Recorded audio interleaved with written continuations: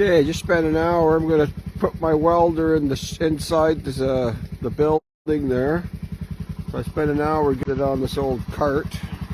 Came from the dump here, and I knew it would come in handy someday. Anyways, there it is. Got the welder on. Got a strap on her so she can't slide off. There it is. Let's see if it'll start in this minus 20. Okay, turn her over here. Pull on the choke. Give her a shot. Oh, look at that. Leave her for a sec.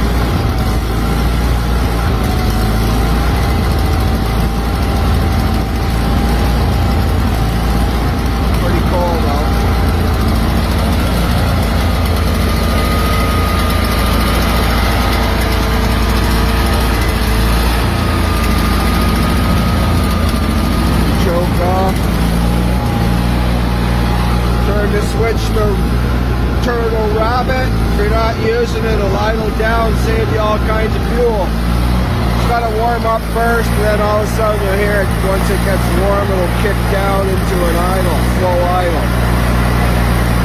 As soon as you strike an arc, it'll speed right up again. There it goes.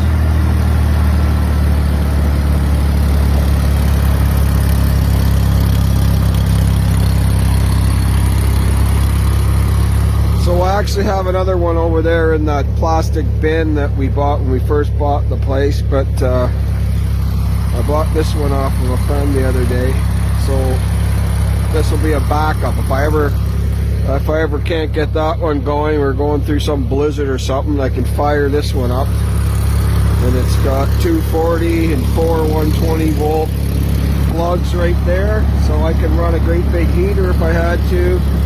Actually a stove, a dryer even with that plug, and I've got 4 other plugs there, and they're on, let's see, 15 amp breakers. There's a 240 amp breakers on here too. So, cool. Yeah, I just came out, dropped a load in, put another load by the stove for tonight. This is the Polar stove. It's a closed loop system, and it heats the basement. This has a full basement from one end to the other, walking height, poured concrete foundation and walls. Pretty sturdy unit, and so it heats the restaurant, living room, couple halls, restaurant, basement, and the rooms are all have electric, and heat radiates up through the floor into the rooms. You always got a nice warm floor, which is, can't say that about any of the other ones. But anyways, yeah, just starting to light snow coming down. I just filled her, just getting her rocking here. And that's got 240 gallons of water in there. Just give you an idea how big it is. I guess it's, I don't know, 26 by 26 inch opening. So you can get quite a load of wood in there if you want. There, she's just starting to get rolling there, but that'll heat up. It's on a thermostat, so once it gets up to 160 degrees there, well, it's almost there now, so it'll shut itself off when the temperature drops. It kicks back on. That fan right there blows in there on the coals and gets it rocking again, and until it gets hot enough, and then it will shut off again, the thermostat. Okay, there we go.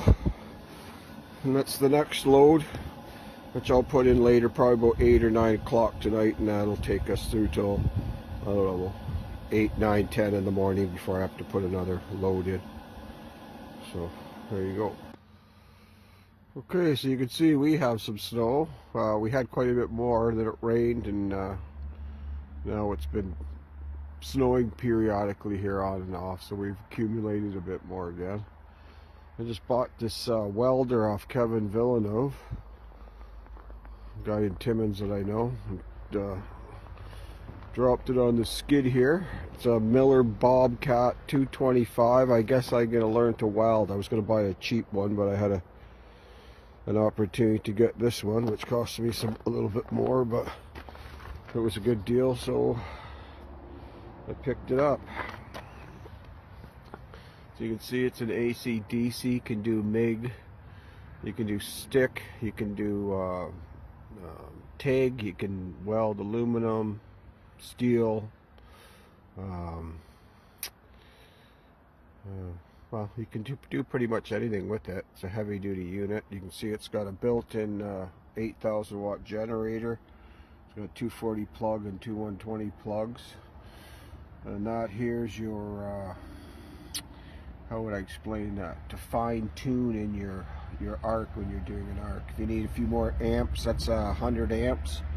If you need just a little more, it's not going quite as good as you'd like, turn it up a few there. Yeah, there's the different thicknesses of metal is where you would be setting this.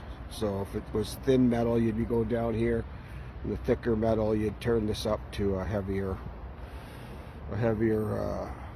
power. And different size rods. Anyways, I got lots to learn. I'm by far not a big time welder, but I will learn with a few projects around here that I can use this for. And then it's also going to be a backup generator. I have one over there now that we bought years ago. But this is a really good backup generator too. So it's a welder generator combination. Very cool. Got that from my friend Kevin Villeneuve, who's welded I think for like 25 years.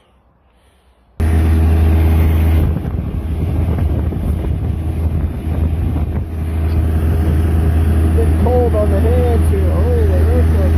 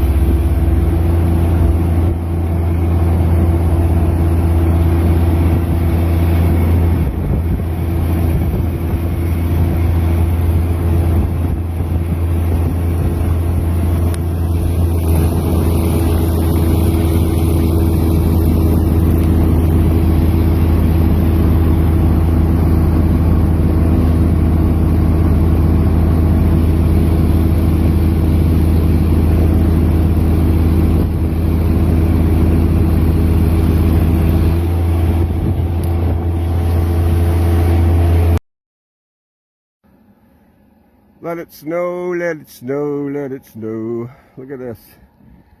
Every day almost.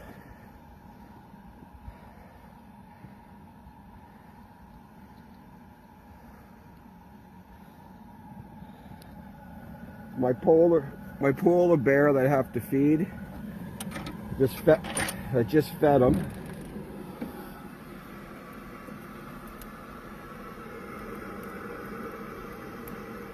There you go.